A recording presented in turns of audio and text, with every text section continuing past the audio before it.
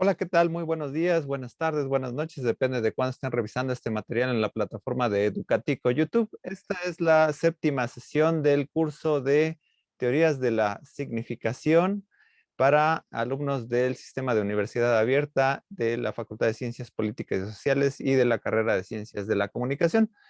En esta ocasión, pues bueno, llegamos ya casi a la parte final de nuestro curso. Tenemos, pues bueno, aquí 9 asistentes, ¿no? Contando su servidor. Les recuerdo a todos aquellos que no quieran ceder su imagen para la grabación, pues pueden apagar su cámara, pero esto no resta la obligación de participar en la sesión. Y bueno, pues ya recorrimos durante el curso algunos elementos sobre semiótica y las generalidades de las dos perspectivas de significación que se abordan en este curso, que es la hermenéutica y la semiótica en sus dos vertientes, la pragmática y el estructuralismo. Y en esta ocasión, que ya es la última unidad, la unidad 6, vamos a tocar algunos temas generales sobre la perspectiva hermenéutica contemporánea. En este sentido, pues bueno, hoy vamos a revisar un poco o generalidades de Husserl, de Heidegger y Paul Ricoeur.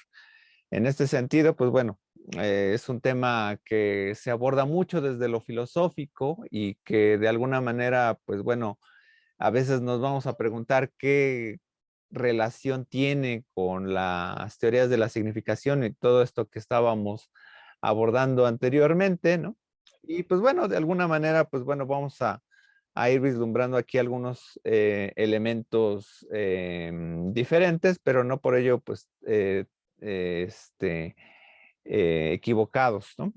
Entonces, bueno, voy a compartir pantalla.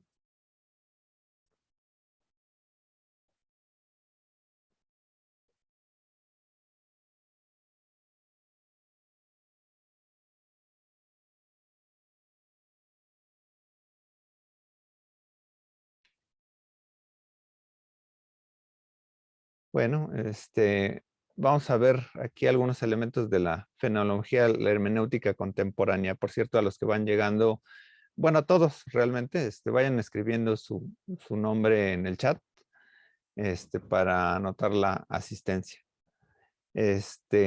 Bueno, algunos de los puntos que vamos a ir viendo aquí es ubicar los elementos más representativos de la hermenéutica moderna, precisar las ideas principales de la propuesta de Husserl, poner de relevancia algunas ideas de la propuesta de Heidegger dentro de la filosofía del lenguaje y distinguir los aportes de Ricoeur en la discusión sobre lenguaje y significación.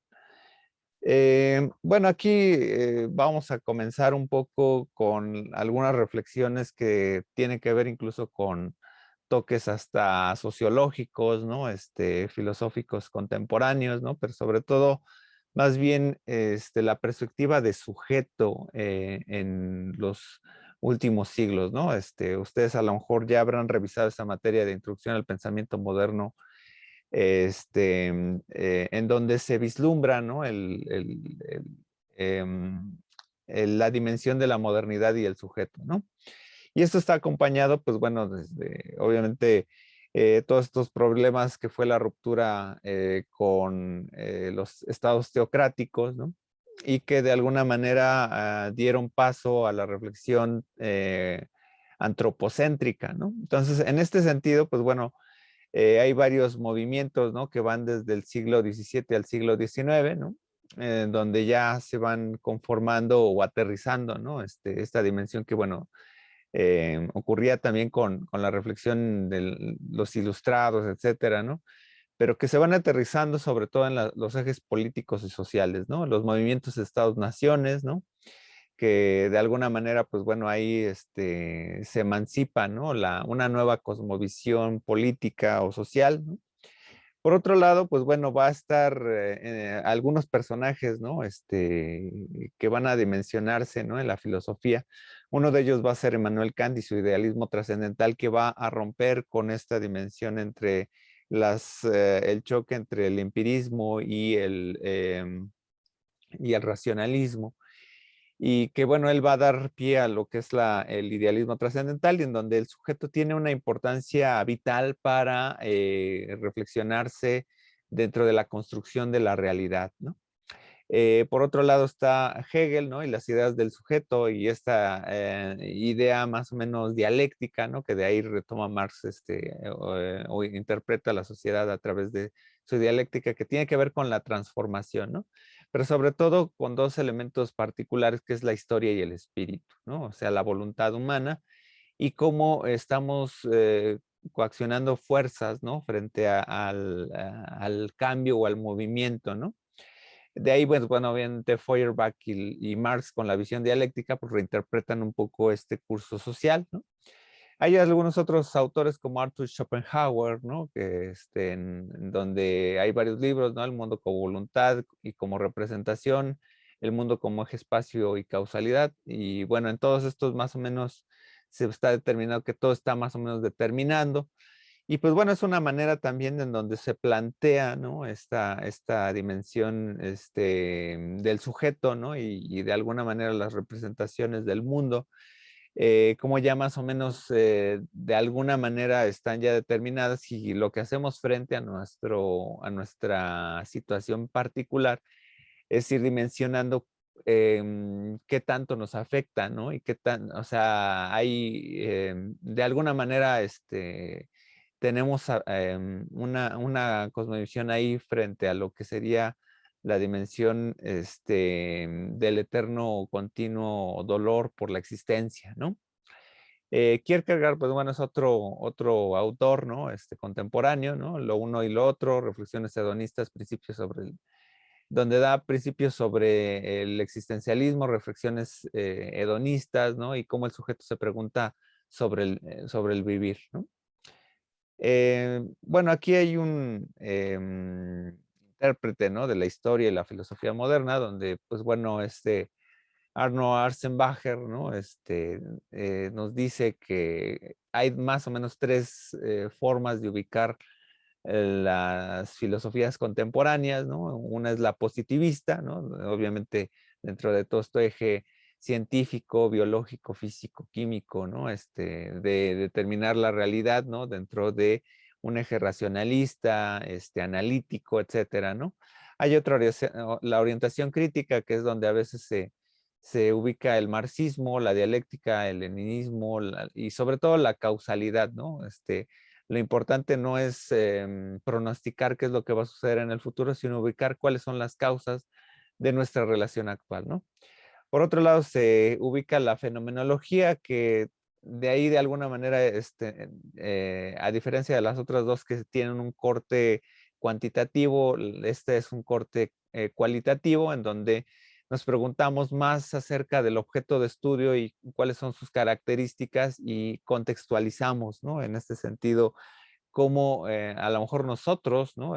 Le damos un sentido a cómo se construye la realidad, ¿no? Entonces, esta realidad no necesariamente se ubica en un carácter objetivo, sino en una relación bueno, en una relación subjetiva, ¿no? Y objetiva, ¿no? Hay una dialéctica ahí, ¿no? En ese sentido, bueno, podríamos agregar una cuarta, que es la que hemos visto con el pragmatismo de Peirce, ¿no? Que es la dimensión kantiana, donde, pues bueno, se integra esta dimensión funcional a veces de las cosas, ¿no? Vamos a recordar algunos elementos básicos de la hermenéutica que vimos en la primera sesión, ¿no? Y más allá de plantear una teoría, ¿no? Hay más bien relaciones de estudio del texto y cómo entendemos los mensajes como una tradición filosófica. Habíamos visto que había un antecedente con Hermes, ¿no? Como el mensaje y el mensajero, ¿no? En el Hermeneas de Aristóteles también se aterriza como el logos, ¿no? Del lenguaje se va a dimensionar o aterrizar. Y bueno, también estos prescripciones teóricas prácticas, bueno, se van a aterrizar muchas veces dentro de lo que es la jurisprudencia, ¿no? Del derecho romano, ¿no? Donde cómo se actualiza la ley con el hecho, ¿no? Habíamos planteado ahí algunos ejemplos de, por ejemplo, el espíritu de la ley cómo se puede aplicar a un hecho que estamos vislumbrando, etcétera, ¿no?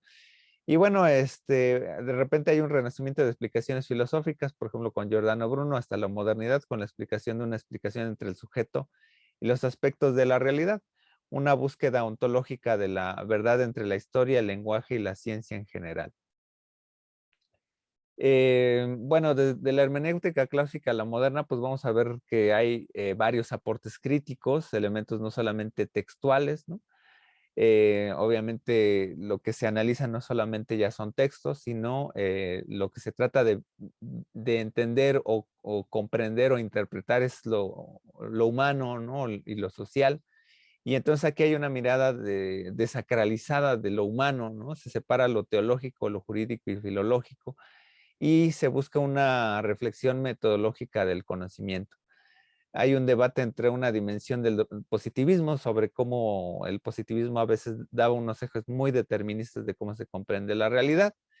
Y bueno, hay algunas líneas diversas como la sociología comprensiva como de Dilthey o de Max Weber, ¿no? Y pues bueno, de repente hay un auge de hermenéuticas reductivas, ¿no? Como por ejemplo las freudianas, ¿no? Que pues más o menos se entienden el símbolo desde alguna perspectiva, y otras que son las instaurativas, que más o menos tratan abrirse a un aspecto diferente, ¿no?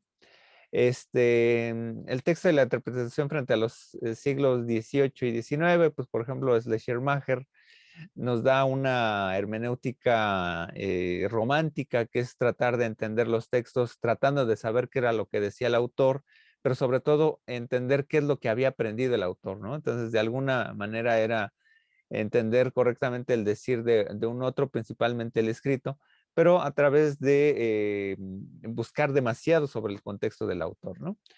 Hay otra particularidad en el siglo XIX en donde se da Nietzsche, ¿no? Una preocupación sobre el ser, ¿no? Y una crítica, eh, critica la cultura occidental y cristiana como un supuesto de la realidad, ¿no? Hay una confrontación a los saberes más o menos deterministas. Y bueno, ahí se puede mencionar también la sociología comprensiva o de Dilthey, ¿no? En la filosofía contemporánea, pues bueno, se pueden ver algunos modos intermedios, como la hermenéutica y el causalismo crítico, como el vitalismo. Bueno, la hermenéutica y el causalismo crítico, pues bueno, por ejemplo, cuando hace sus interpretaciones Marx sobre la economía, pues bueno, hay muchos referentes, a veces literarios, a veces muchos, sobre todo históricos, ¿no? Para dar una visión crítica de la sociedad. También están el modo vitalista de Nietzsche, Dilthey, Bergson, Ortega y Gasset, ¿no? Que se entreteje toda esta dimensión también de la historia, ¿no? Pero sobre todo una reflexión ontológica. En otros casos avanza el giro lingüístico en la filosofía, que hay que determinar que pues toda la filosofía analítica a veces va a retomar mucho en el lenguaje ya en el siglo XX, como por ejemplo Bertrand Russell, Wittgenstein, entre otros, ¿no? Y entre otros, pues bueno, se avanza hacia el existencialismo, ¿no? Sartre y Heidegger, ¿no? Retoman a Husserl, ¿no? La fenomenología, pues bueno, tiene como máximos representantes a Max Scheler, donde da algunos aportes al campo ético, la libertad y la moral, y Husserl, que reflexiona mucho sobre la metafísica, la visión lógica y el idealismo trascendental, ¿no? En esta dimensión se aterriza, ¿no? Lo que bien podría ser un subjetivismo trascendental, o cómo más o menos tratamos de separar lo que vemos y qué es cómo interpretamos lo que vemos, ¿no? Hay una concepción más o menos de la realidad determinada por aspectos. No es que veamos la realidad por signos, sino por una dimensión aspectual, ¿no? De si yo veo la pared, doy por hecho que hay pared del otro lado, ¿no? Aunque yo no la esté viendo, ¿no? Entonces cerramos más o menos los círculos en ese sentido. Bueno, vamos a explicar un poquito, ¿no? Si es un método, una ciencia, la fenomenología. La fenomenología parece surgir como una propuesta de método para una teoría del conocimiento, ¿no? O sea, una búsqueda de cómo se aterriza el conocimiento, donde se cuestiona la verdad o una situación de la realidad en donde estamos viviendo, insertos, etcétera, ¿no? Esto, pues bueno, hace reflexión con la época en que se vive, ¿no? El siglo XIX, donde hay cambios políticos, sociales y económicos, ¿no? Donde lo ético y lo estético convergen a veces, ¿no? Si es bueno mirar lo bonito, lo bello, etcétera, ¿no? O estar reflexionado con un carácter de la voluntad, etcétera, ¿no? Para esto se presentará más como la oportunidad de generar lo que es una ciencia en general.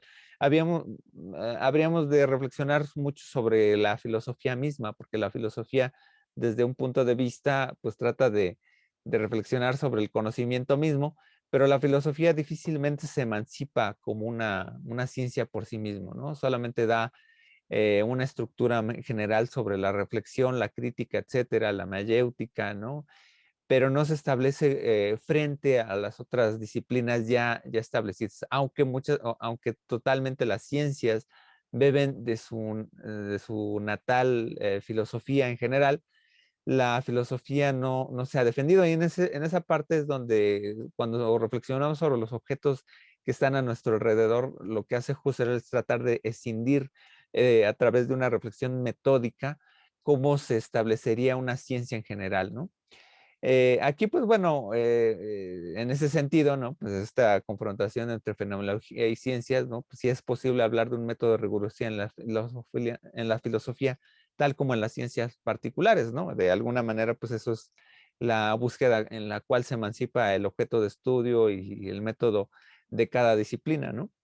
Entonces la fenomenología se torna una ciencia, pero de la conciencia misma, ¿no? De cómo más o menos reflexionamos, la manera en que reflexionamos, ¿no? O sea, no solamente determinamos qué es lo que abstraemos de la realidad, sino que determinamos o buscamos tratar eh, eh, de separar qué es lo que creemos que vemos de la realidad a lo que realmente sabemos de la realidad, ¿no? Y aquí entre la conciencia, pues nos ofrece como algunas reflexiones muy particulares, ¿no? Sobre nuestras actividades, ¿no? Por ejemplo, ¿has pensado por qué estás estudiando en la universidad? ¿Por qué estás en la escuela? ¿No? ¿Por qué realizas una rutina para hacerlo? ¿No? Pues más o menos porque establecemos una rutina más o menos determinada, ¿no? En el sentido de un acto más o menos, pues, repetitivo, ¿no? Una rutina, ¿no? Y cómo generamos un patrón de la realidad con ello, ¿no? Si reflexionamos, pues estamos en una serie de preceptos o intuiciones establecidas como valores, ¿no? Y determinan una acción en particular en cada uno de nosotros, ¿no? O sea, por ejemplo, el hecho de que entregues las actividades, por ejemplo, ¿no? De una materia, pues bueno, refleja los valores con los cuales tú tienes o estás estableciendo una meta determinada, ¿no? Para llegar a un punto en tu vida, ¿no? Y pues bueno, en ese sentido, pues bueno, Husserl nos va a hacer un aporte muy importante sobre precisamente em, cómo establecemos un patrón de la realidad, ¿no? Si bien ya teníamos el antecedente como de Kant, que ya más o menos lo determinaba, ¿no? En la crítica de la razón pura o en antropología pragmática, ¿no? Pues bueno, Husserl nos va a entregar algunos aportes, ¿no? Su formación es matemática, ¿no? Es matemático, obviamente al principio em, pues bueno, va a estar muy ceñido, por ejemplo, en contribuciones al cálculo de variaciones, ¿no? Toda esta dimensión matemática. Después estudia psicología con Franz Ventrano y pues bueno, ahí primero se aboca mucho a reflexionar sobre la ontología o bueno, la fenomenología como del número. Y después, bueno, procede a lo que es la lógica, ¿no? Investigaciones lógicas, ideas, meditaciones cartesianas, lógica formal y lógica trascendental, ¿no? Por ahí tendrá un texto que son las 5 reflexiones sobre fenomenología, ¿no? Que es como uno de los textos bases, ¿no? Y pues bueno, finalmente, pues bueno, se va a adentrar entre lo que es la palabra fenómeno, ¿no? Fenómeno ha sido empleada en muchos sentidos por filósofos de distintas tendencias, ¿no? Los empiristas y Kant, ¿no? Un fenómeno es un dato de la experiencia como el color, el sabor, el sonido, etcétera, ¿no? Veíamos con Kant, ¿no? Que pues bueno, por ejemplo, pues uno como sujeto cognoscente le da sentido al objeto, ¿no? O lo construye, ¿no? Con la realidad, ¿no? Y pues bueno, para Husserl la palabra usada en su sentido etimológico de fenomenología se refiere a todo lo que ofrece a la conciencia, ¿no? Así ha podido describirse que la actitud fenomenológica es la actitud del espectador, ¿no? O sea, nosotros como espectador, pues le damos sentido, ¿no? Hay una, pues de alguna manera, influencia, ¿no? Indirecta ahí de Kant, ¿no? También, ¿no? Bueno, esto en algunas reflexiones que, bueno, también ahí Ramón Shirau lo retoma, ¿no? En su instrucción a la historia de la filosofía. Y bueno, el fenómeno y su manifestación. Fenómeno es relativo entre lo que aparece y el aparecer, lo que se llama la palabra Feinstein, ¿no? Algo que nos aparece, ¿no? De la nada, ¿no? Y entonces, bueno, Feine tiene una relación con la idea de la luz, ¿no? Y pues bueno, nos hace reflexionar un poco a las teorías clásicas del ojo y de la luz, ¿no? Em, este, mm, en el sentido que, bueno, por ejemplo, en la visión platónica se hacía reflexión de que nosotros iluminamos los objetos, ¿no? No es que los objetos tengan una condición per se de la luz, ¿no? Sino que en la antigua filosofía griega, por la conciencia, nosotros iluminaban los objetos y les damos un sentido de la conciencia, ¿no? La física determinó, pues obviamente, lo contrario, ¿no? En la dimensión de que la luz interviene en los ojos, etcétera, ¿no? Pero en ese sentido, la conciencia es lo que le daría sentido, ¿no? A esta construcción, en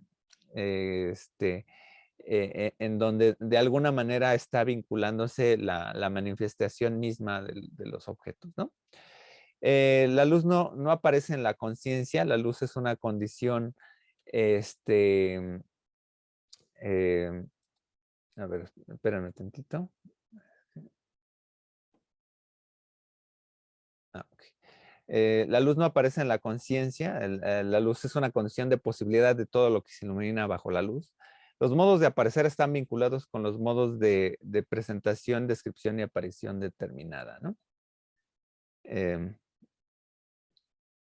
y pues bueno, aquí reflexiona mucho sobre la vivencia intencional, ¿no? O sea, lo que vivimos cada uno de nosotros, ¿no? Es que de algún modo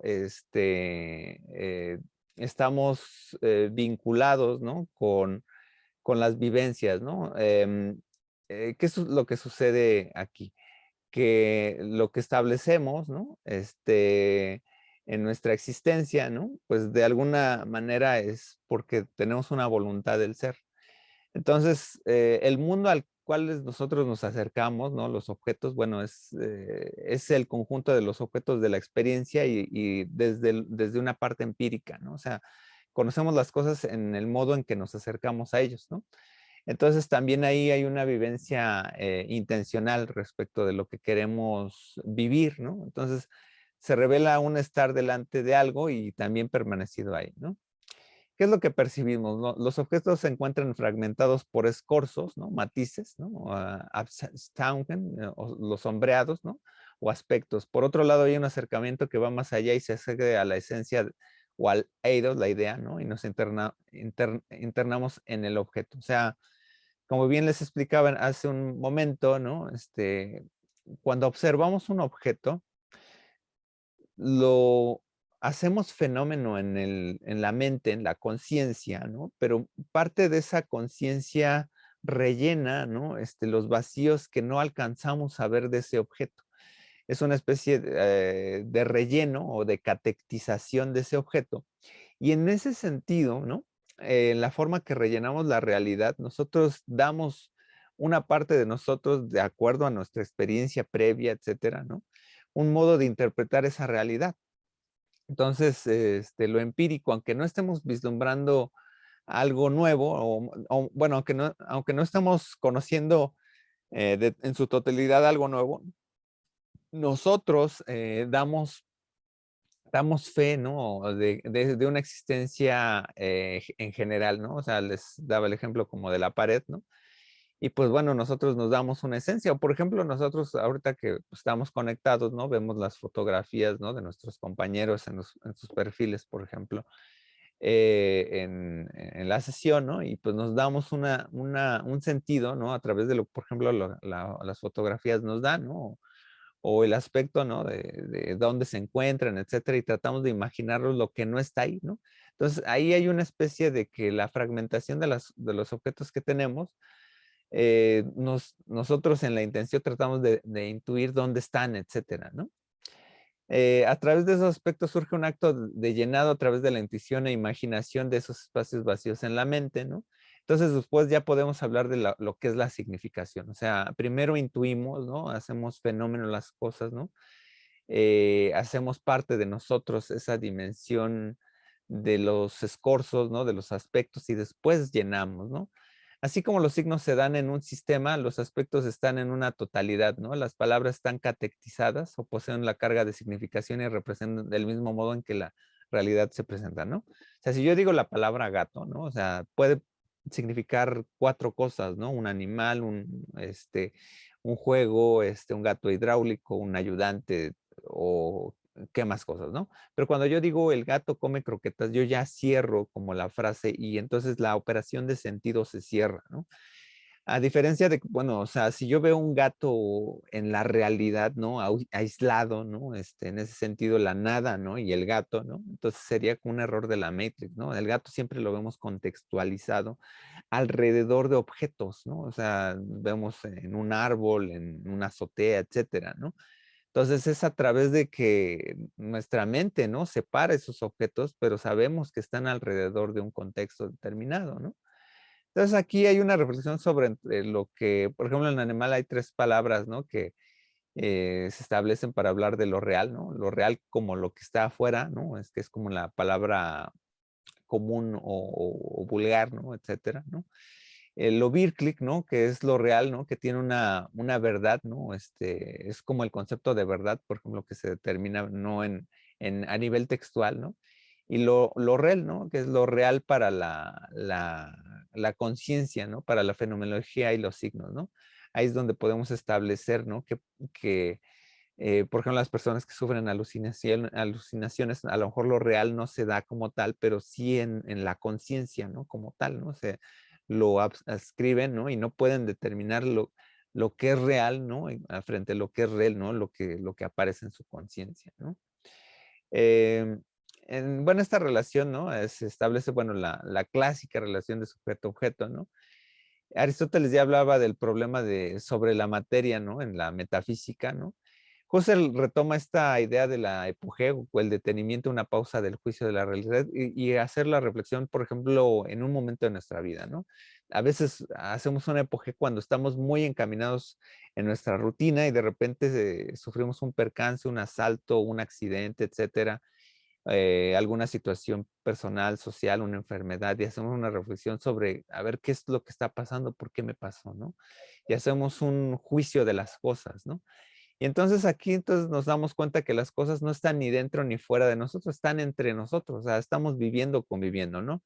Por ahí ustedes ya habrán revisado en el primer semestre el texto de Berger y Lockman, ¿no? En este sentido, ¿no? De cómo la realidad o se hace una sociología del conocimiento alrededor de cómo nosotros intervenimos con la realidad, ¿no?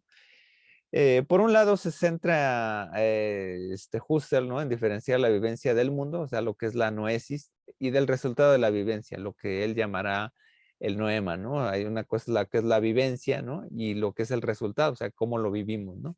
El noema es el resultado como tal, no es el resultado como tal, sino lo percibido como tal o lo recordado como tal, ¿no? Hay veces en que las cosas a veces las recordamos mejores de como son, ¿no? Por ejemplo, de repente el Facebook nos hace inferencia de muchos recuerdos, ¿no? 70s, 80s, 90s, ¿no? Los 2000, ¿no?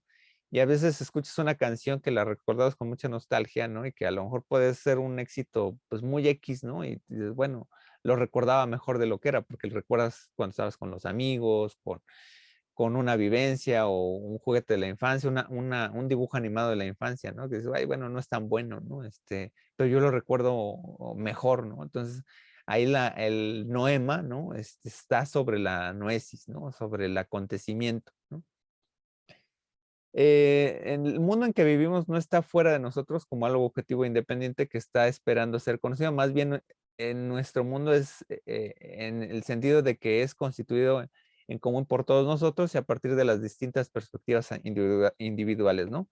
Al final, pues bueno, esto nos hace reflexionar mucho como la cosmovisión, ¿no? De Kant, ¿no? Porque de alguna manera nosotros construimos la realidad compartida, ¿no? Y tenemos una perspectiva compartida a través de las diversas vivencias individuales, ¿no?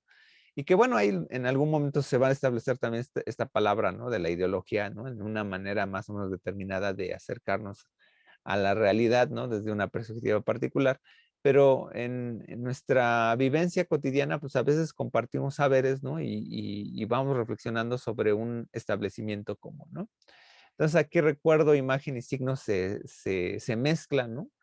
La idea o el eidos, ¿no? La esencia pura puede ejemplificarse intuitivamente en datos empíricos, en datos de la percepción del recuerdo, pero igualmente en meros datos de la fantasía. Por ende, podemos aprender una esencia en sí misma y originariamente partir de las correspondientes intuiciones empíricas, o sea, de lo que intuimos que son las cosas, ¿no? Nuestra experiencia, pero, no, pero igualmente de intuiciones no experimentadas, o sea, si de alguna manera, por ejemplo, alguien nos ofrece de comer, por ejemplo, carne de reptil, ¿no? De serpiente, ¿no?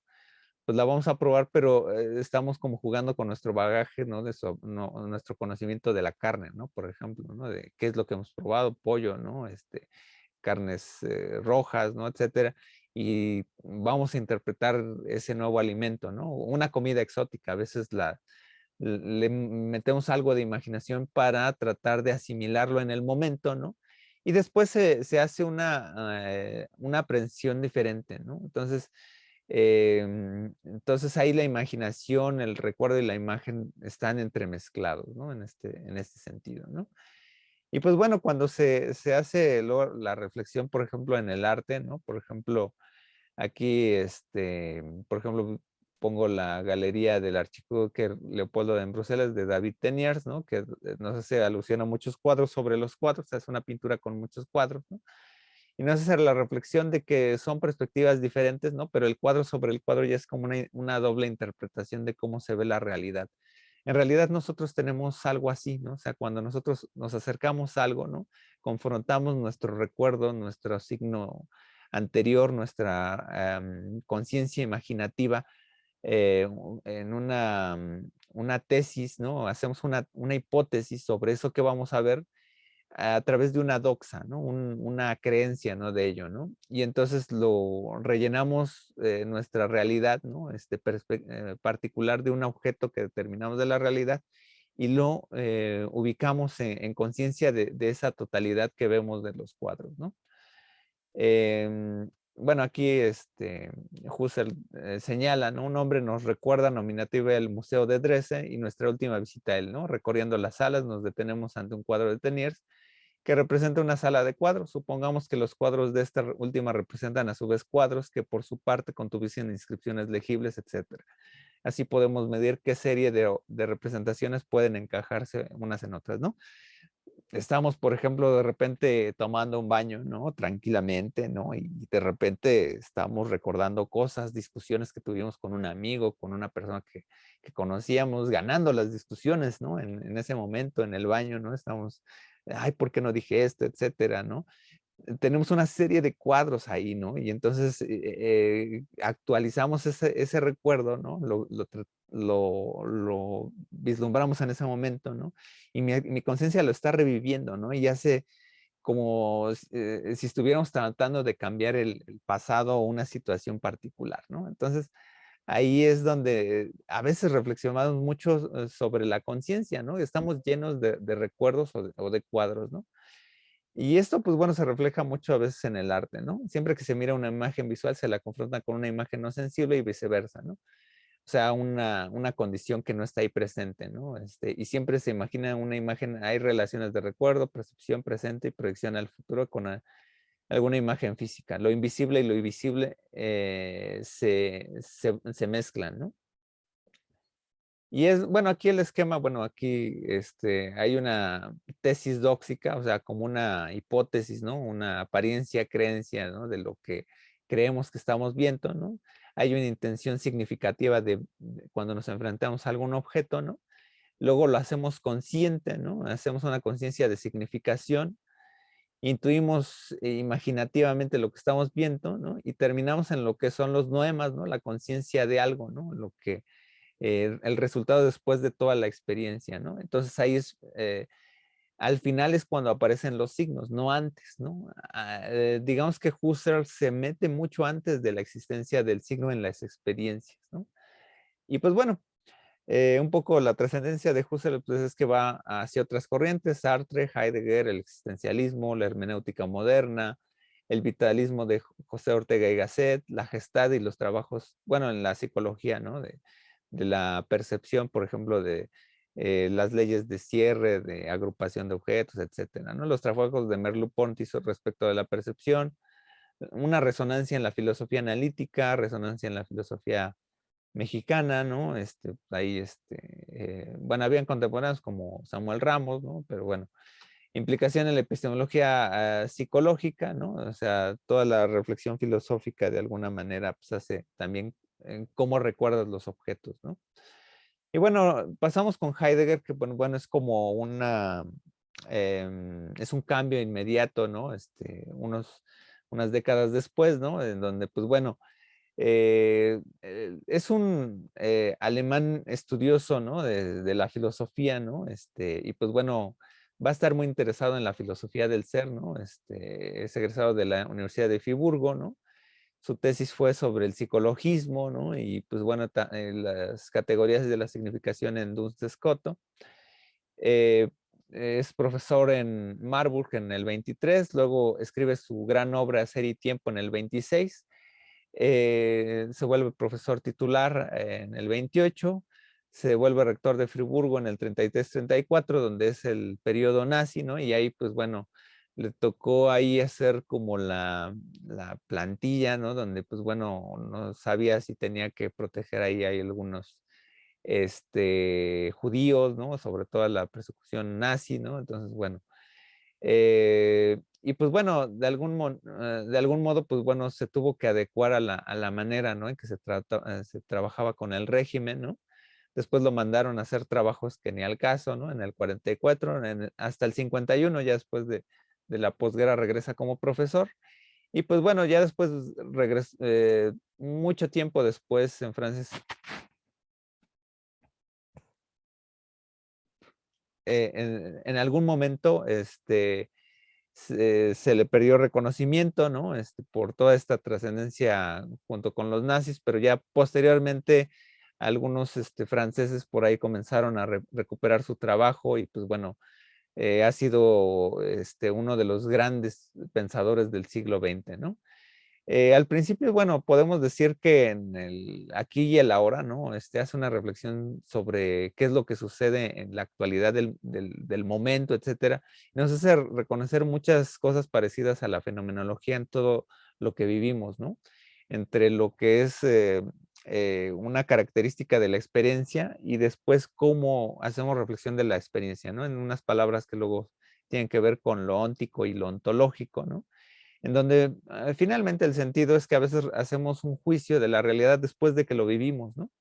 Entonces, se parece mucho a la parte noemática, ¿no? De Husserl, ¿no?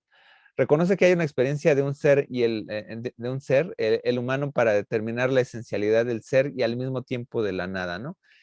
Eh, Esto tiene que ver, bueno, con una reflexión más allá, ¿no? Del significado mismo de un texto, etcétera, ¿no? Sino de que nos confrontamos en la vida a buscarle un sentido, ¿no?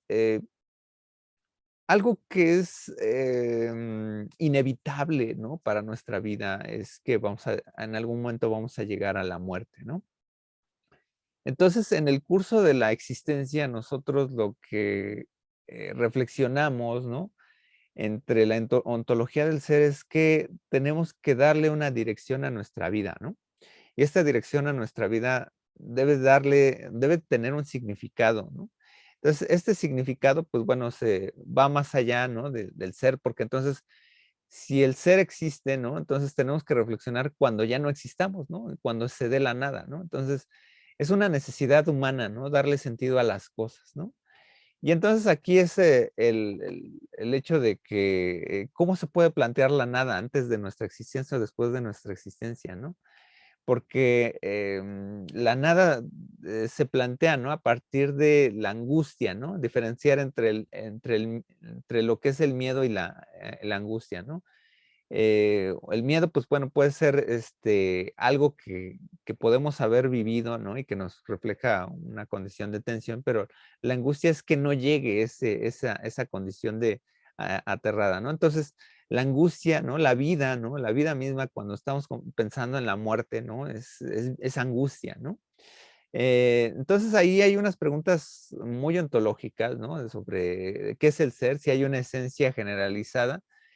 Entonces, ¿qué es lo que queda por esperar, no? Digo, no tenían algo con que ilustrar la nada, pues bueno, puse ahí limón y nada, ¿no?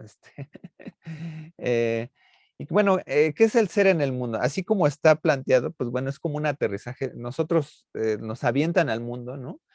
Y el mundo es como la actividad en la que estamos, ¿no? Hacer ¿no?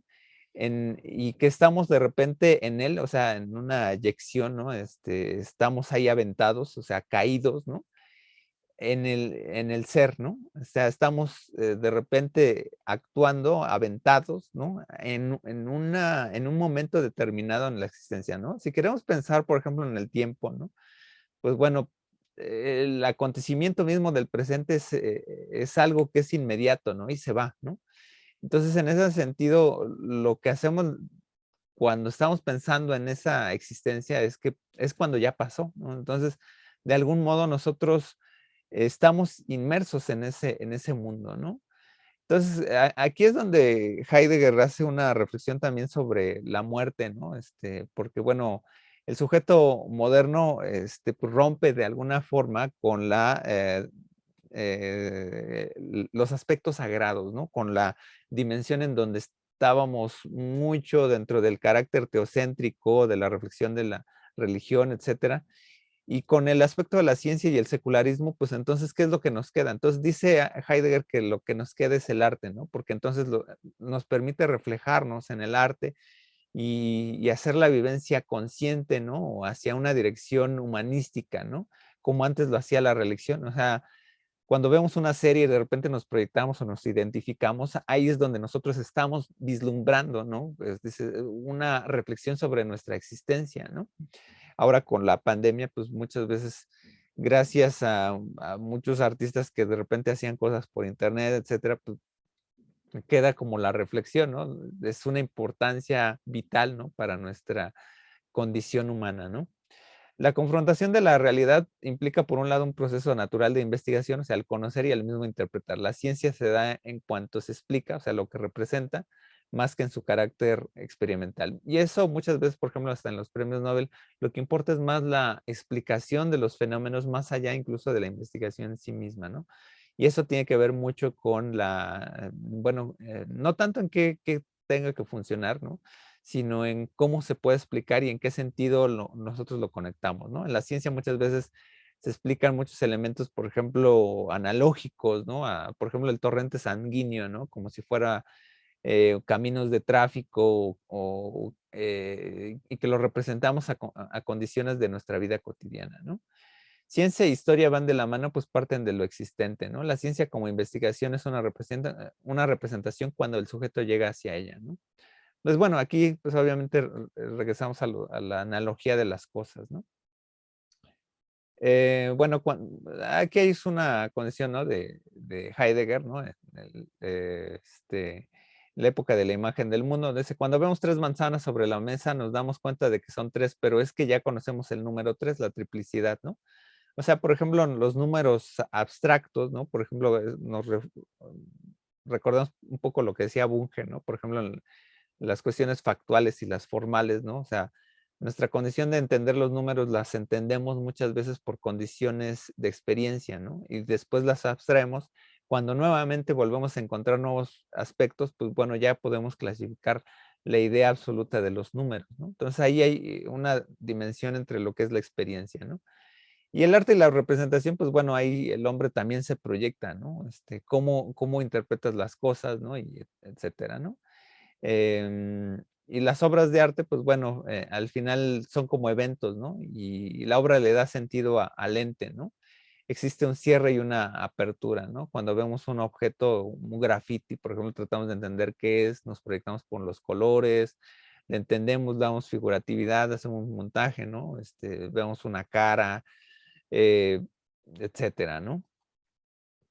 Bueno, algo que le gustaba mucho a Heidegger, pues, era la poesía de Hölderlin, ¿no? Y, pues, bueno, ahí, la poesía alemana, ¿no? Una poesía victoriosa, ¿no? Que daba sentido, ¿no? A la identidad, ¿no? Eso también puede suceder, ¿no? Y bueno, se mete mucho con la idea de la representación, ¿no? Que en este sentido, para él, tiene que ver con una relación con quien lo está experimentando, ¿no? O sea, con traer algo delante de nosotros, ¿no? Por ejemplo, aquí pongo, por ejemplo, esta imagen de George Floyd, ¿no? Que pues bueno, fue un movimiento el año pasado, ¿no? Y cómo se hace una reflexión precisamente humanística de la comprensión histórica, ¿no? O sea, cómo cautivó toda esta dimensión del arte, ¿no? Y pues bueno, al final pues genera una hermenéutica desacralizada que luego la va a retomar Gadamer, ¿no? En el problema de la interpretación, en donde al final pues el lenguaje, ¿no? O más bien la consideración propia del lenguaje se debe de aterrizar en una discusión epistemológica en cómo nosotros tenemos contacto con el mismo, ¿no? Y bueno, pasamos en ese sentido, ¿no? A un postestructuralista, ¿no? Pero más dentro de la línea hermenéutica, o muchas veces se le consideró una dimensión estructural, que es Paul Ricoeur, ¿no? Pues obviamente tiene antecedentes ahí con Jan Abert, ¿no? Con Freud, ¿no? Con Husserl, ¿no? Se entreteje ahí con, bueno, Gabriel Marcel, ¿no? Entre algunos otros filósofos, ¿no? Es coetáneo, ¿no? De Heidegger, ¿no? Y pues bueno, va a dar pie su reflexión sobre el lenguaje y la existencia y la narratividad a autores más contemporáneos, ¿no? Como Clifford Geertz, ¿no? Entre otros, ¿no? Eh, pues bueno, aquí, pues bueno, de alguna manera, pues bueno, tiene sus textos, ¿no? Es gran parte de sus textos, ¿no? Retomando a Karl Jaspers, Gabriel Marcel, ¿no? Y se va a meter mucho con la filosofía de la voluntad, etcétera, ¿no? Bueno, a Ricoeur le tocó, pues bueno, la Segunda Guerra, ¿no? Estuvo, si mal no recuerdo, pues bueno, atrapado durante la ocupación, ¿no? Y pues bueno, su obra es prolífica, ¿no? Ya por tiempo ahorita estoy tratando de acelerar un poquito la presentación, pero pues bueno, es una obra vasta, ¿no? Realmente en donde de esta dimensión filosófica bueno, no existencial, pero más bien sobre la voluntad humana, se va vislumbrando toda su intención hermenéutica, ¿no? Entonces, donde va a retomar algunos elementos de la textualidad y cómo se va adentrando a la parte hermenéutica, ¿no? Eh, bueno, al principio, bueno, tiene que ver con toda la filosofía del ser, la voluntad y el autorreflexivo, ¿no? El lenguaje, la metáfora y la narración y la dimensión histórica como parte de la narración humana, ¿no? O sea, cuando hacemos reflexión sobre la historia, hacemos reflexión sobre cómo nos narramos, ¿no?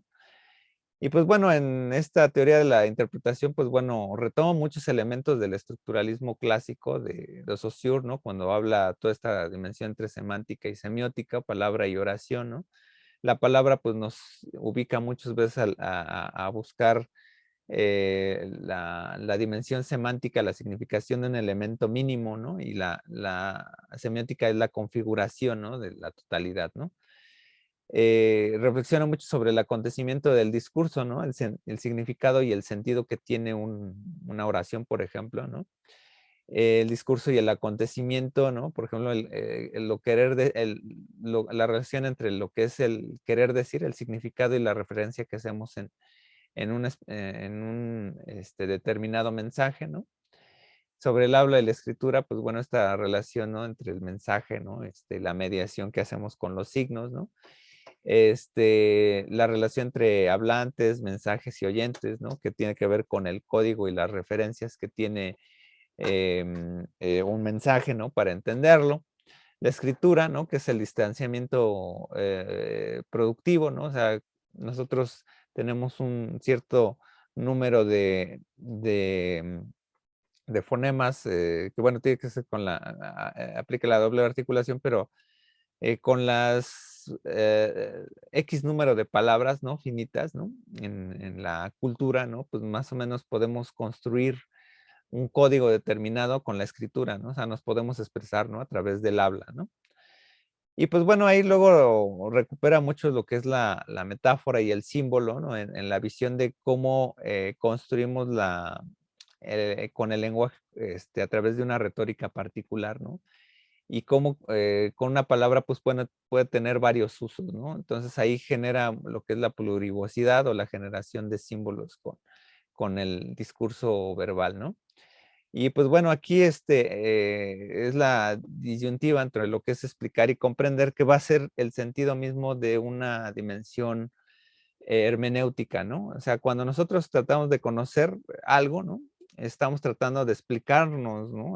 Qué es lo que estamos viendo, qué es lo que estamos leyendo. Por ejemplo, si estamos leyendo un texto, eh, la comprensión se va dialécticamente con una explicación, ¿no? O sea, nos explicamos a nosotros mismos qué es lo que está sucediendo en una novela, un acontecimiento, una escena, y entonces, y la comprendemos, ¿no? Entonces ahí es donde la hermenéutica se da, entre esta dialéctica entre explicarnos algo, ¿no? Y comprenderlo, ¿no? Es una visión retórica con el sentido, ¿no? La palabra misma en su uso, ¿no? Y pues bueno, por ejemplo, aquí puse un ejemplo, ¿no? De unas 3 manzanitas, ¿no? Que nos hace la reflexión con la matemática, ¿no? Que es una condición factual, ¿no?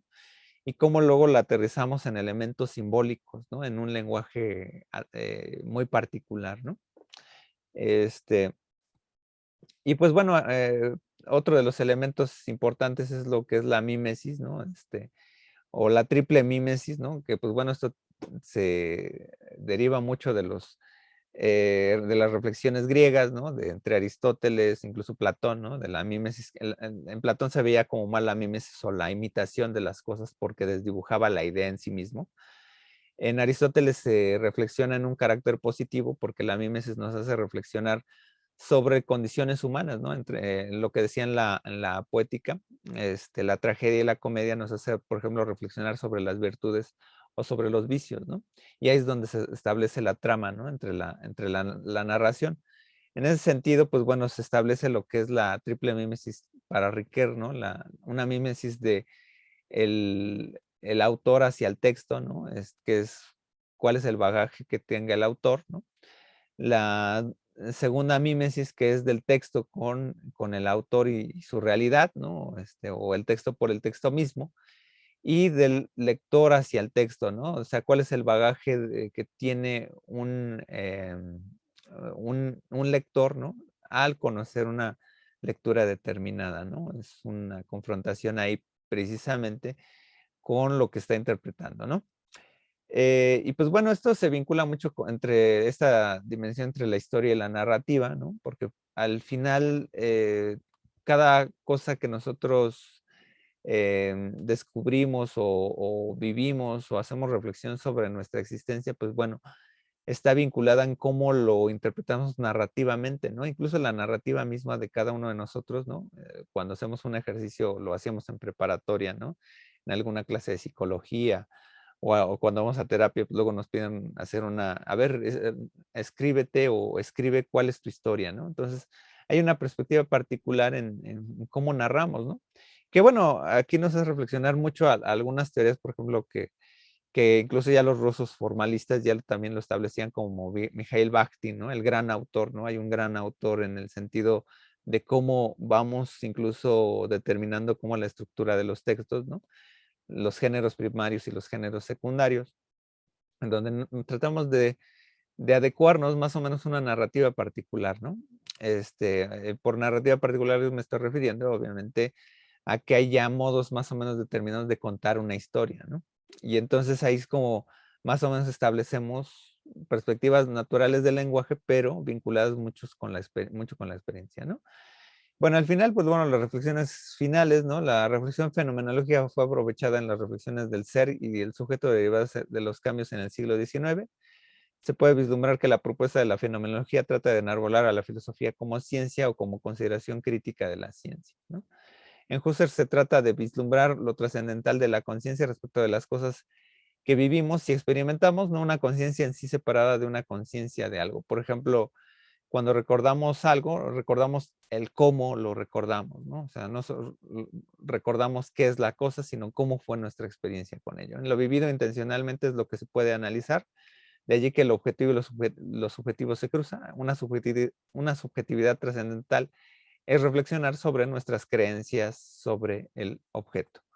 Lo que observamos no son signos, sino trazas o aspectos de los objetos, lo que debemos cerrar en la conciencia para darle sentido como signos o representaciones. El mundo vive entre nosotros a través de la conciencia. El camino de la fenomenología será una visión analítica de lo que realiza la psicología filosófica o la filosofía de la psicología filosófica o la filosofía psicológica, ¿no? Bueno, son dos maneras, ¿no? De decir casi que es campo emparentado, ¿no? El campo de utilidad de la fenomenología servirá para darnos cuenta que muchos de los sujetos que ubicamos en la conciencia dependen de una cierta creencia aprendida también. No es lo que significamos, sino cómo lo significamos, ¿no? Y bueno, en Husserl, pues bueno, cómo influye a estos autores, Heidegger, ¿no? Y pues bueno, Heidegger comienza a ser fenomenológico, pero genera al mismo tiempo una ruptura, ¿no? Con la percepción positivista, cuestiona al humanismo desde la visión de la nada, ¿no? Los elementos viables que contribuyen a la teoría de la significación son el manejo de la representación a partir de la interpretación del ser y la existencia, ¿no? O sea, en Heidegger se hace una especie de fenomenología del ser, ¿no? Particular, rompe con una tradición también hermenéutica del texto, ¿no? Interpreta el texto, ¿no? Y pues bueno, se desacraliza, ¿no? En ese sentido, ¿no? Fuera de una cosmovisión religiosa, ¿no? El planteamiento de Ricoeur pues trabaja en la dimensión del mundo del discurso, ¿no? Entre la reflexión estructural, pero también otra que converge con la del sujeto, su vivencia y su comprensión como algo fuera del texto, ¿no? En ese camino el texto y como la obra de arte en Heidegger permite ubicar un sentido para el lector y la obra que lee, ¿no? O sea, a diferencia de Heidegger que se veía como la obra de arte, el texto mismo nos permite reflexionar sobre nosotros mismos, ¿no? Y pues bueno, aquí algunos textos, Arno Achenbacher, ¿no? Introducción a la filosofía, Alain Boutot, que sé, de Heidegger, ¿no? Humberto Cubides, ¿no? La dialéctica, comprender, explicar, una reflexión filosófica desde la hermenéutica. Román Chávez, ¿no? Una conferencia que dio en antropológicas, Facultad Libre, ¿no? Bueno, Darío Strandhaber, ¿no? Que tiene una conferencia ahí sobre Heidegger, búsquenla por allá en internet, ¿no? Es muy, muy, muy ilustrativa, ¿no? Fabris Adriano, El giro lingüístico, el texto que ustedes revisaron, ¿no? De Mauricio Ferraris, ¿no? La hermenéutica. Husserl, Ideas relativas, una fenomenología pura y una filosofía fenomenológica. Heidegger, El ser y tiempo, Origen de la obra de arte, La época de la imagen del mundo, Los caminos del bosque. De Luis Miguel Izaba, Interpretación en busca de la increada forma de logos de la imaginación, ¿no? Paul Ricoeur, Teoría de la interpretación y Tiempo y narración. De Ramón Shirao, Introducción a la filosofía, ¿no? Fernando Zamora, Filosofía de la imagen. Y de Antonio Sirión, Introducción a Husserl. Y pues, bueno, los gráficos, ¿no? Más para no tener aquí luego, bueno, citar, ¿no? Parte de la presentación, ¿no? Y pues bueno, pasamos a los comentarios, eh, participaciones, ¿no? Entonces, adelante, ¿no? Quien quiera participar, pues, soy todo oídos, ¿no? Pues bueno, es un tema complejo, ¿no? Entonces, pues, adelante, ¿no? Comentarios, ¿no? Digo, Heidegger es una cuestión, bueno, su propuesta es una cuestión muy, muy, muy reflexiva, sobre todo por la existencia misma, ¿no? O sea, pensar y más ahora, por ejemplo, en el proceso de la pandemia, ¿no? En pensar en nuestra existencia, nuestra fragilidad del ser, ¿no? Pues es una dimensión que nos hace reflexionar, ¿no? Em, Alguien que quiera comentar algo, dudas, comentarios, ¿no? De la lectura, este, soy todo oídos. Todavía Profesor, tenemos buenos días. unos 10 minutitos más, ¿no? Antes de cerrar la sesión.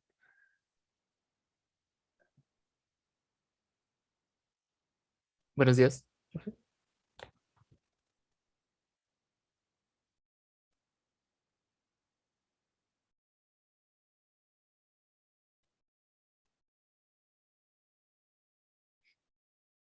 ¿Nadie? Sí te escuchas, compañero. Ah, perdón. Sí, Sí, Oscar quiere intervenir. sí, creí que no, que había un problema con mi micrófono. Ah, ya, adelante. Sí, disculpe, profe, digo, ah, ahorita que comentaba lo de Heidegger y con el periodo en el que estuvo y el hecho de que no haya sido, no, bueno, un filósofo bajo el régimen y que no haya sido eh, perseguido, por así decirlo, ¿hay algo que se puede empatar de su aquí y el ahora con algo de la filosofía de ellos que intentaron implantar? Digo, esta, esta idea de que ante el vacío y la muerte y la nada que solamente restan como el arte, también podría ser como los ideales, como esta idea de servir por una causa mayor. No sé. Ah, ok. Bueno, es un tema muy, muy complejo Bueno, sí, este, plantear, ¿no? La vida de Heidegger, ¿no? Porque sí, bueno, en algún momento se interpretó como tal, ¿no? O sea, esta dimensión, ¿no? De apostarle al régimen, ¿no? Precisamente en el sentido de como, porque bueno, estando en el contexto, ¿no? Alemán, ¿no? O sea, la promesa del nazismo fue como la promesa de una nueva era de la humanidad, ¿no? Idealista, etcétera, ¿no? Y que terminó, pues, por incluso contradecir elementos humanistas, ¿no? En ese sentido, ¿no? La condición de Heidegger, pues bueno, estaba muy atada, ¿no? En esa dimensión y es controversial, ¿no? Como que le tocó ese momento, ¿no? No, o sea, em, si uno revisa su obra, pues parece que en lo particular, ¿no? O sea, no tendría que ver, ¿no? Con esta coyuntura, ¿no? Pero se le puede interpretar a veces así, ¿no? Sin embargo, la condición de la existencia pues va más allá, ¿no? De una condición política social, ¿no? Que le haya tocado, ¿no? Yo creo que más bien en esa parte histórica, ¿no? Pues le tocó esa coyuntura, ¿no? Se adecuó, ¿no? O sea, y ahí sí muchas veces, ¿no? Como a veces en Schopenhauer podríamos ver, ¿no? Pues a veces nos adecuamos a las condiciones, ¿no? Aunque no queramos, ¿no? En esa, pues bueno, yo creo que tuvo que apechugar, ¿no? Se supo que trató de defender a muchos colegas de origen judío, pero pues bueno, finalmente no pudo hacer más, ¿no? Pero ya de lleno en su propuesta, creo que pues más bien hace una reflexión un poco, o sea, podemos tomar más bien desde otro punto de vista la condición, por ejemplo, de los regímenes totalitarios, ¿no? En que pues al final pues es la vida humana, ¿no? Pues al fin y al cabo se encuentra en muchas interpretaciones, ¿no? Y que esa fragilidad humana pues es vivir con angustia, ¿no? Entonces, al final se podría adecuar, ¿no? En el sentido contrario, ¿no? Es decir, pues bueno, actualmente tenemos una vida muy, muy, muy cómoda, ¿no? A diferencia de otras épocas, ¿no? Sin embargo, a veces nos hacemos el cuestionamiento, ¿no? De los regímenes, ¿no? Como los vivimos ahora, ¿no? Con el auge democrático, etcétera, las minorías, etcétera. Pero aún así, pues quedan, a mucha gente le da sentido, ¿no? En decir buscar, ¿no? Buscar una condición mejor de vida, etcétera, ¿no? Una lucha social, ¿no? Pero sí, o sea, se me hace complejo, ¿no? Esa relación que a veces muchos autores luego han hecho, ¿no? Con si su teoría se converge con el régimen, pues bueno, como que lo veo ahí como muy discrepante, ¿no? Las decisiones que él tomó, pues fueron, yo creo que más allá, bueno, no más allá de su teoría, sino pues condiciones más bien coyunturales, ¿no? Muy bien. gracias, profesor. ¿Alguien más? Sí, profesor. Bueno, aparte de que sí considero que bueno, las cosas tal como las percibimos a veces llegan a tener esa idea errónea, bueno, en un sentido más crítico a veces, ya que, bueno, si lo ponemos ahora en la cuestión del arte, las perspectivas son bastante diversas, no como lo que sucedía con los autores, que ya estaba varias doctrinas bastante arraigadas o los nacionalismos, pero bueno, en este caso sí podemos ver, bueno, poniendo en el contexto actual, podemos ver de nueva cuenta esta propaganda dentro del arte y dentro de, de la, de la significación de todo lo que vemos, de todo lo que hacemos, principalmente en sociedades que pasaron por momentos difíciles. Bueno, dando ejemplos, Rusia, China, que realmente el arte está basado tanto en la tradicionalidad como en la propaganda y no permiten cierta diversificación de la misma. Y bueno, la pregunta que tengo es, ¿cómo puede influir esto a futuro, por ejemplo, en nuestras sociedades, bueno, en un sentido más como de reflexión actual de si estamos viviendo nosotros como sociedad, bueno, si lo ponemos en el caso de Latinoamérica, sufrimos la misma realidad, podemos llegar a este tipo bueno, podemos volver a regresar a esta condición del arte mediante la propaganda. Ok, buen punto. Bueno, obviamente la mayor parte de condiciones del arte, ¿no? Obviamente casi, bueno, y pues bueno, a veces arte siempre tiene la connotación de, por lo regular, de arte visual, ¿no? Pero, em, bueno, sabemos que hay muchos tipos de arte, ¿no? Y muchos de los saberes, ¿no? Tradicionales, ¿no? Pues son los que dan pie a una tecné, ¿no? Especializada, ¿no? Incluso, pues bueno, podemos hablar del arte gastronómico, el arte de hacer tortillas, etcétera, ¿no? Hay condiciones que en el arte, pues antes, pues por repetición, ¿no? Incluso desde las reflexiones griegas, ¿no? Pues se hacen por repetición, ¿no? Más allá de contribuir como una idea novedosa siempre, ¿no? A veces se hacen, que bueno, es un poco la diferencia entre arte y artesano, ¿no? Pero muchas veces tiene precisamente con esta condición de la identidad, ¿no? La identidad cultural, ¿no? Y ya sobre esa identidad cultural, pues bueno, a veces se van emancipando tendencias, modelos, formas, ¿no? Hasta llegar a la actualidad. Y es una necesidad, ¿no? O sea, ¿qué es lo que ha pasado en los últimos 20 o 30 años? Es que de algún modo se ha tratado de buscar una desmitificación de los medios visuales, ¿no? Audiovisuales, ¿no? En donde de repente pues hay tantas voces en el mundo, ¿no? En donde confrontamos precisamente que cualquier persona se puede expresar, ¿no? A través del arte, ¿no? Sin embargo, son pocos aquellos a los cuales se les idolatra, ¿no? O se les considera como artistas, ¿no? Entonces, en esa vía, ¿no? Determinamos muchas veces, ¿no? Que, bueno, hay gente que tiene el don, ¿no? Y otra gente que a lo mejor no lo tiene, ¿no?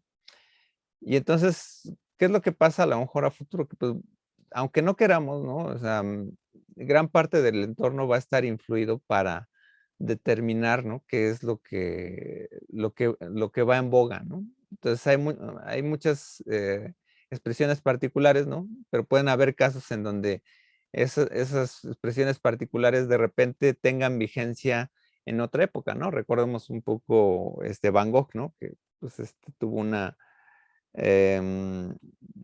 nulo conocimiento de él, ¿no? Hasta mucho después, ¿no? A esfera internacional. Y entonces, más bien lo que sucede más bien en el arte contemporáneo, ¿no? Y ahí viene como una reflexión sobre las crisis pues del arte, ¿no? Sobre todo se plantea aquí Nelson Goodman u otros autores, ¿no? Sobre un carácter nominalista de la experiencia, ¿no? De los objetos a los cuales nosotros nos acercamos como objetos de arte, ¿no? Y aquí pues ustedes habrán escuchado, ¿no? Por los medios por ahí, esta señora Avelina Lesper, ¿no? Que destroza el arte contemporáneo, ¿no? Sin embargo, en esa destrucción, pues bueno, hay una especie hasta de carácter medio facho, ¿no? Porque tratar de determinar el buen arte bajo ciertas consideraciones, pues bueno, también tiene un margen muy restrictivo, ¿no? Que es un poco uno de los principios del arte, pues bueno, también tiene una función liberadora, ¿no?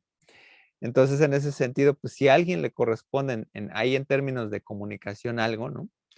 Pues entonces el fenómeno del arte estará construido, ¿no? O sea, si a alguien le provoca una emoción determinada, entonces se verá, ¿no? Uno de los fines aterrizados por ahí, ¿no?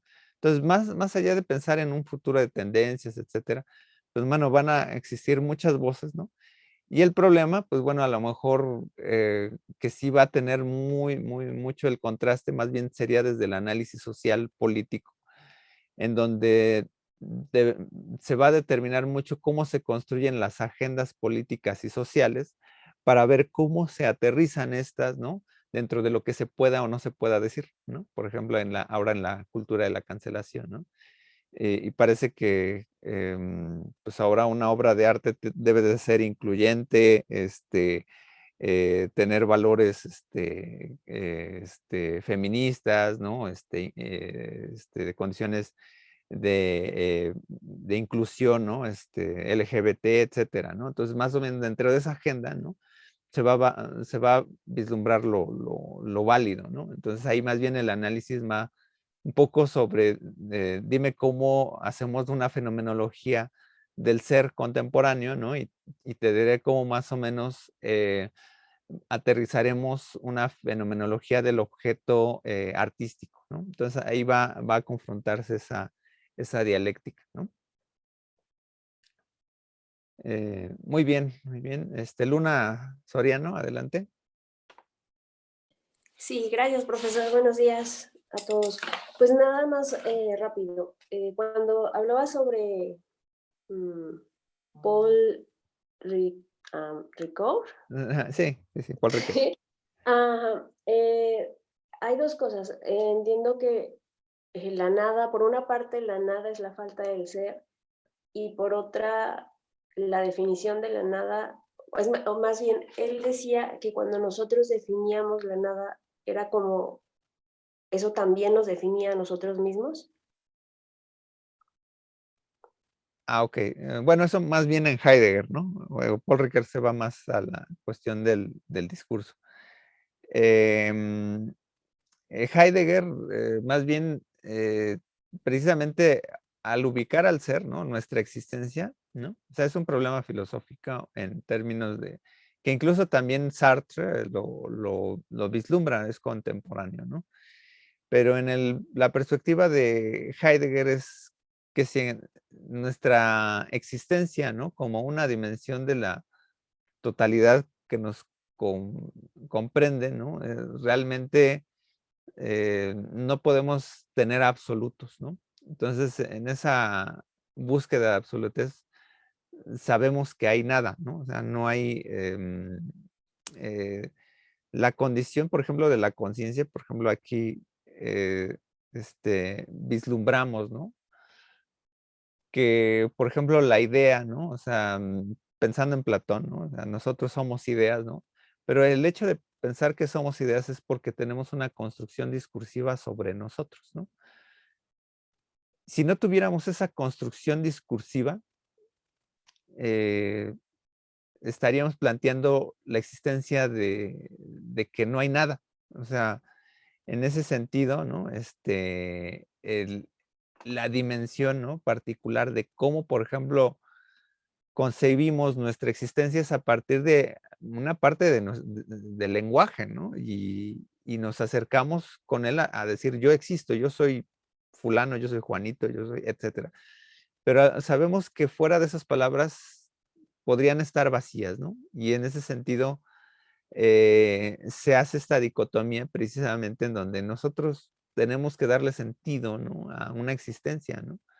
Entonces, fuera de esa existencia construida en la conciencia, ¿no?, pues estamos regidos por por el mundo, ¿no? O sea, de repente llegamos al mundo, ¿no? Tenemos la conciencia, ¿no? Pero no podemos dominar el mundo, ¿no? Incluso en las filosofías psicológicas, por ejemplo, freudianos, el principio de realidad nos determina que hay veces que no podemos detener las condiciones de muerte, por ejemplo, ¿no? En la pandemia, por ejemplo, por más que deseemos, ¿no?, que se acabe, ¿no?, etcétera, pues hay condiciones en que el principio de realidad no te lo permite, o que hayas perdido un ser querido, ¿no?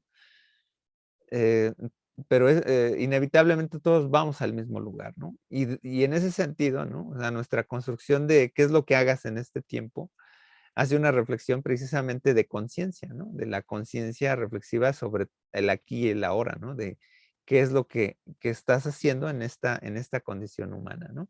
Entonces, se va a esta dialéctica precisamente de la condición de existencia del ser precisamente con la no existencia, ¿no? O sea, porque es una dialéctica, ¿qué va a ser cuando yo no esté aquí, ¿no? En estos términos, ¿no? Y ahí es donde, más allá de preguntarnos, ¿no? En algún momento se le tachó de ateo, ¿no?, a Heidegger, pero él dijo, no, o sea, no necesariamente estoy planteando eso, ¿no? Sino al contrario, ¿no? ¿Qué de la parte religiosa, ¿no?, queda de nosotros, ¿no?, este carácter humano, ¿no? O sea, y ahí es una dimensión en donde pues, la religión cristiana se apoyó mucho del platonismo, ¿no? Decía Nietzsche que el cristianismo era platonismo para las masas, ¿no? Entonces, de alguna manera estamos configurados en esa determinación, ¿no? Donde, pues bueno, vamos sobre un eje discursivo parecido, ¿no? Muy bien, bueno, ya estamos sobre tiempo, dice María Huerta. Es muy complicado. Pensé en las personas con problemas mentales.